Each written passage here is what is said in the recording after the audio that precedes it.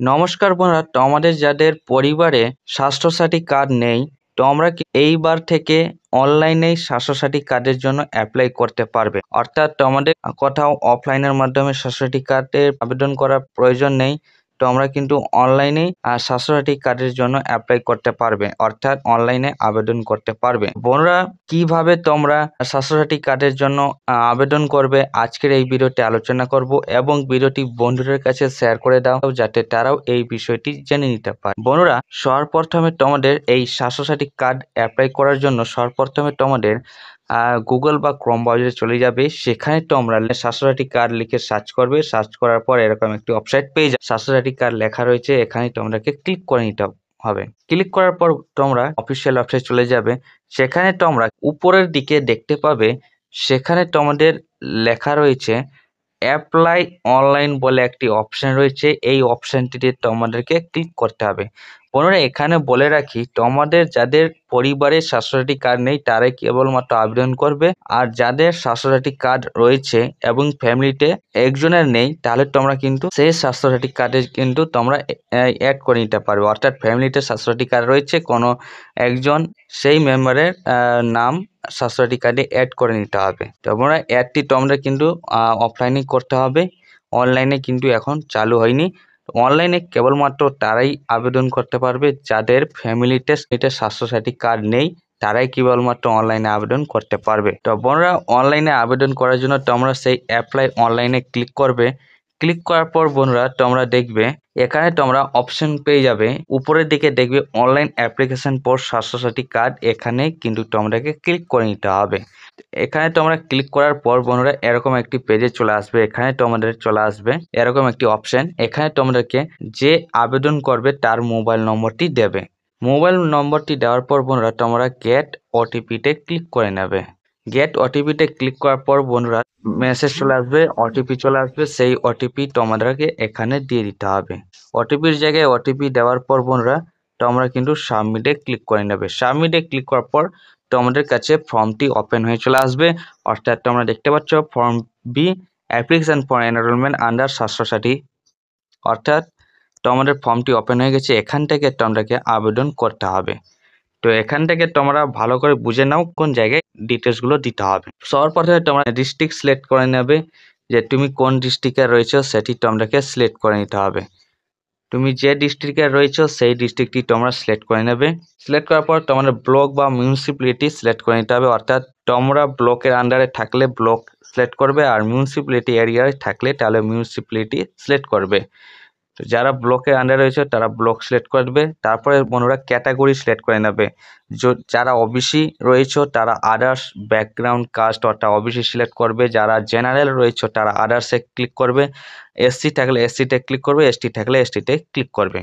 Click করার পর বন্ধুরা তোমরা ব্লক সিলেক্ট করে নেবে। অর্থাৎ তোমার কি ব্লক রয়েছে সেটি তোমরা সিলেক্ট করে নেবে। আর মিউনিসিপ্যালিটি থাকলে তোমাদের ব্লক সিলেক্ট করার প্রয়োজন নেই।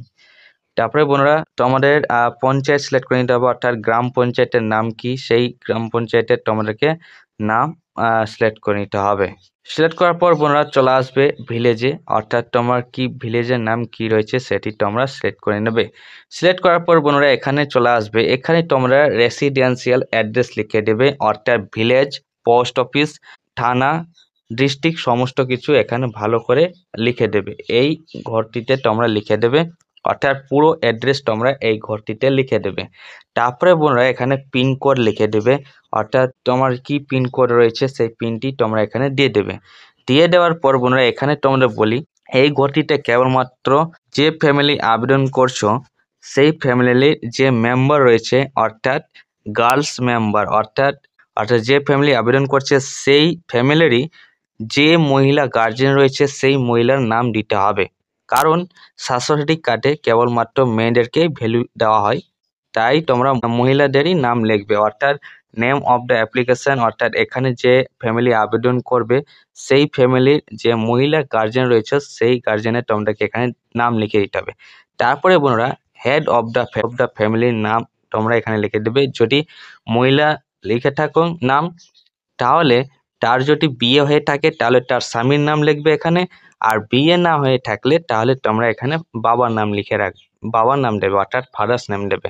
আশা করি বোঝাতে পারলাম। আবারও বলি, যে ফ্যামিলি আবেদন করছো সেই ফ্যামিলির মহিলার নাম লিখবে এখানে, এবং সেই মহিলার যদি বিয়ে হয়ে থাকে তাহলে তার স্বামীর নাম এখানে লিখবে, আর যদি বিয়ে না হয়ে থাকলে তাহলে তার বাবার নাম এখানে লিখে দেবে।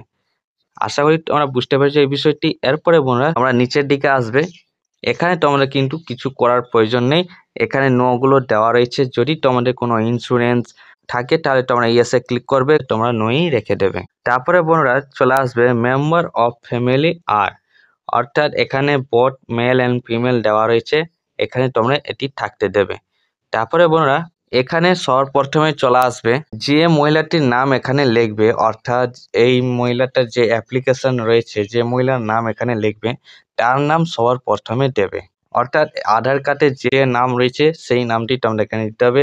নামটি লেখার জন্য তোমরা দেখবে এক সিরিয়াল নম্বর চলে আসবে এখানে, তারপরে অ্যাড মেম্বার করতে গেলে দ্বিতীয় সিরিয়াল নম্বর চলে আসবে, তোমরা দেখতে পাচ্ছ।